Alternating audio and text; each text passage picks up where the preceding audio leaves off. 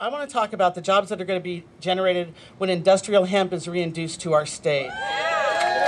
Thank you. I used to live out in southeastern Oregon, and I used to have to drive through a little logging town called Chiloquin.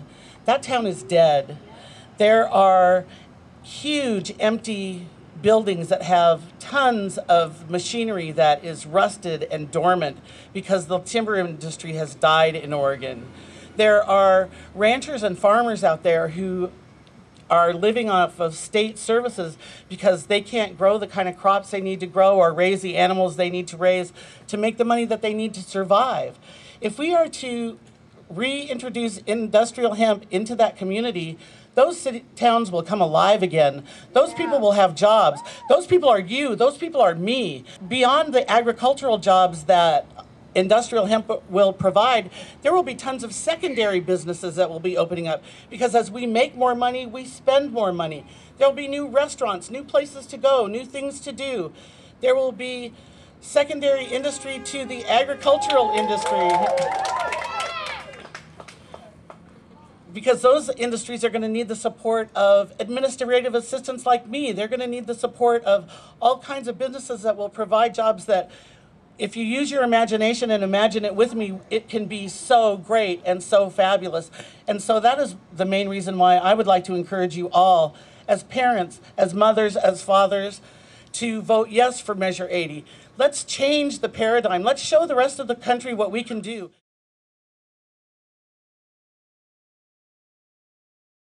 According to the Monitoring the Future study put on by the University of Michigan, 8 out of 10 high school seniors have easy access to marijuana. That's a higher rate of access than most adults. When I was growing up, it was mostly the youth that were getting marijuana for their parents. This is the reality of prohibition. This is what happens in an unregulated market.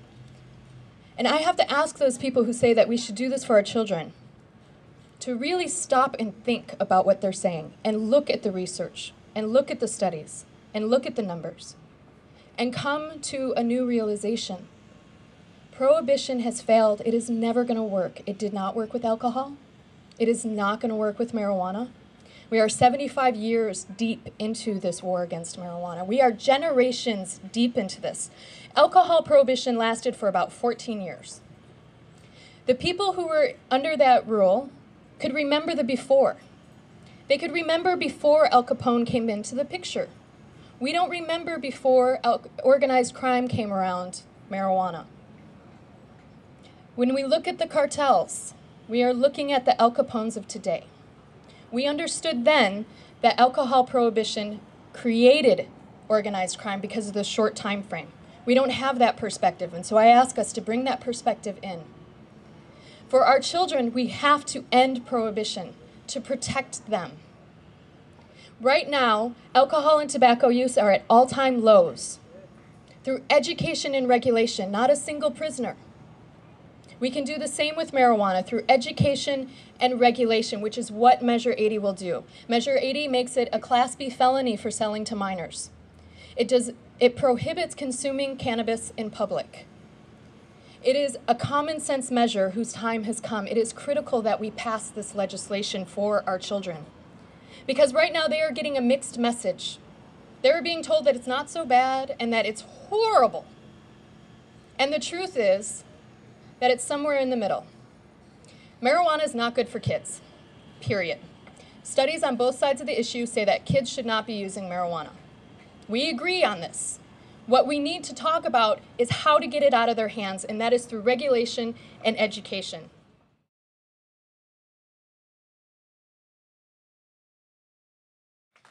Thank you all so very much, and thank you all for being so brave, Oregonians, to come out here and support us today.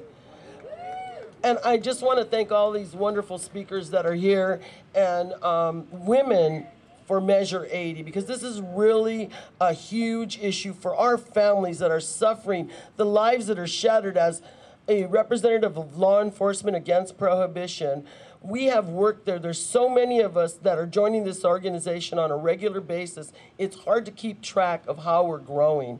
That's unbelievable. We have captains. We have so many law enforcement officers that are joining on a regular basis. I speak to Portland Police Bureau, and they so agree and are so tired of arresting law-abiding citizens that are doing nothing to harm the community or themselves, just living an alternative choice. The wonderful part of Measure 80 for me is that once you process the hemp seeds and you gain the fuel for the vehicles and for the machinery, the residue is flour. What do we chant here in Oregon? No one should go to bed hungry. But yet children go to bed hungry every single day. And we could create this wonderful, flourishing society. Here in Oregon, we have that opportunity. And I just want to say to all of you, because there's so many great speakers, let's travel a new Oregon trail. Let's go down that road. It'll lead us to economic and personal freedom for everyone. So please, vote yes on Measure 80.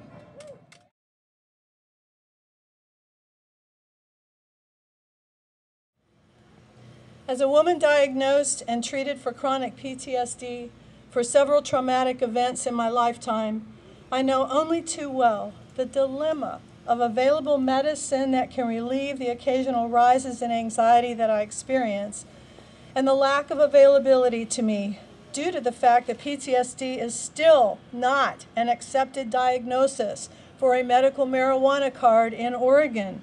And to otherwise obtain marijuana as a responsible adult is illegal in Oregon due to current laws.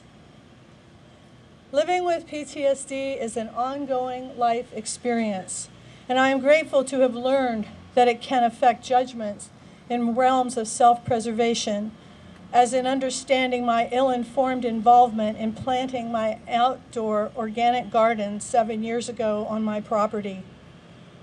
The trauma of raid, arrest, court dates, and sentencing of conviction and subsequent events were astounding to me for what I thought was an act of civil disobedience.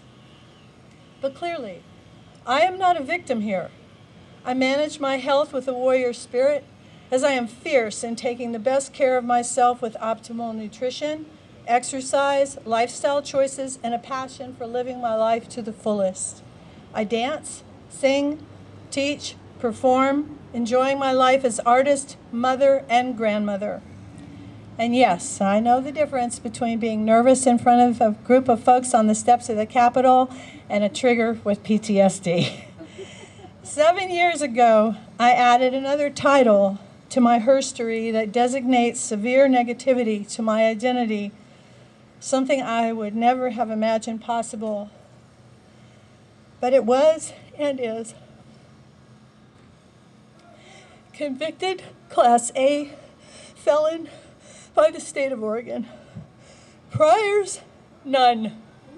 Since conviction, none. I received this conviction due to my growing marijuana, a controlled substance referred to in the law as manufactured substance, in an outdoor garden on my property for myself, as I attempted to obtain a medical marijuana card and also be a caregiver for others unable to grow their own medical marijuana. I was naive in my thinking that at the worst I was committing an act of civil disobedience. I was wrong, very wrong with this decision. The story is chronic, pun intended, but the severity of my conviction is no laughing matter. The severity of my conviction is due to my unwillingness to name anyone other than myself in my gardening endeavors. For this lack of cooperation, I accepted the inexpugnable conviction which continues to challenge me in employment and many areas of my life today. I am still unable to use any marijuana at all due to this conviction, now or any time since the raid and confiscation of the little bit of occasional use marijuana, less than a half an ounce, that I kept for the rare but severe flare-ups of the PTSD. Pharmaceuticals and their side effects are not an option for me as medicine to help with occasional bouts of extreme anxiety associated with PTSD. I am grateful I was not imprisoned for my beautiful plants, which could have provided medicine for me and 4 to 5 others needing its help. Naive in this too. It stuns me still to think of myself in such a combination of phrases that include me and prison in any context. Prison is where most convicted felons, Class A felons, reside. Murderers, kidnappers, rapists, armed robbers. A chilling and triggering thought, for sure, and bizarre irony. Due to my conviction, I cannot use any controlled substance without the risk of losing my freedom. Marijuana is unavailable to me medicinally or as a responsible adult. I can legally obtain a medical marijuana card in Oregon as a clean, convicted felon, but not for what I need it for, PTSD. I have no other health issues, so I am not compromising my personal integrity in this regard either. To risk using marijuana to ease occasional PTSD anxiety is a major trigger for the PTSD. Related to the aforementioned word, prison.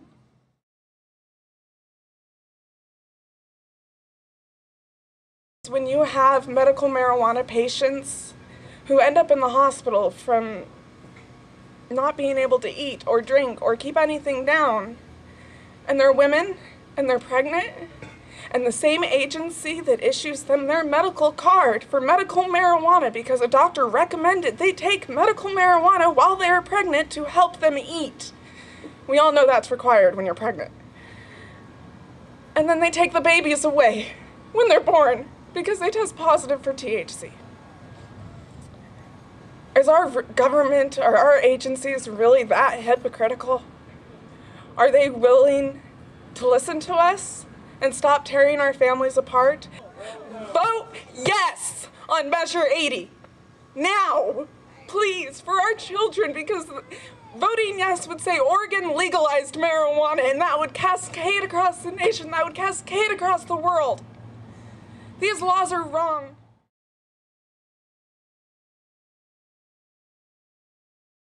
The powers that be, I am so frustrated when people say nobody goes to jail for marijuana. That's so not true here. And they're the everyday people. I own 2 businesses in our community, and I have been a cannabis user for years. I have operated my businesses with no flaw. Many of my clients don't even know I use cannabis. I am a cancer survivor. I am a single mother.